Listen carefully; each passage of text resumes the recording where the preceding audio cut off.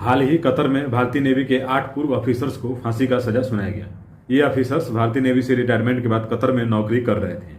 कहा जा रहा है कि इन पर कतर में जासूसी करने का आरोप है।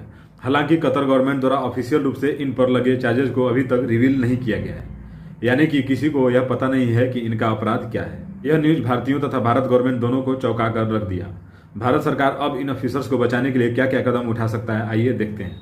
दोस्तों, भारत और कतर के बीच 2015 में एक एग्रीमेंट हुआ था, जिसके तहत यदि किसी भी भारतीय नागरिक को कतर में किसी अपराध के लिए सजा सुनाया जाता है तो भारत गवर्नमेंट चाहे तो कतर गवर्नमेंट से उस आदमी को भारत में ट्रांसफर करने के लिए कह सकता है और उस व्यक्ति को जो भी सजा सुनाया गया है कतर में, वह सजा उसे भारत में काटना होगा।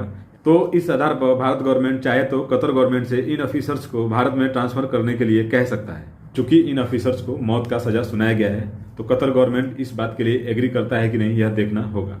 दूसरा तरीका यह हो सकता है कि भारत सरकार इस मामले को अंतर्राष्ट्रीय कोर्ट में ले जाए, क्योंकि पहली बात तो कतर गवर्नमेंट द्वारा इन ऑफिसर्स पर लगे चार्जेज को अभी तक रिवील नहीं किया गया है, स्पष्ट रूप से बताया नहीं गया है कि आखिर इनका अपराध क्या है, और दूसरा इनको जो सजा देने का प्रक्रिया है वह भी संदेहास्पद है। इसलिए भारत सरकार चाहे तो इस मामले को अंतर्राष्ट्रीय कोर्ट में ले जा सकता है। तीसरा तरीका यह हो सकता है कि भारत सरकार इस मामले को कतर में ही जो ऊपरी अदालत है, मतलब इसके अलावा जो अन्य अदालत है इससे ऊपर, उसमें अपील कर सकता है, क्योंकि ये जो सजा सुनाई गई है यह कतर की एक छोटे से अदालत में सुनाई गई है।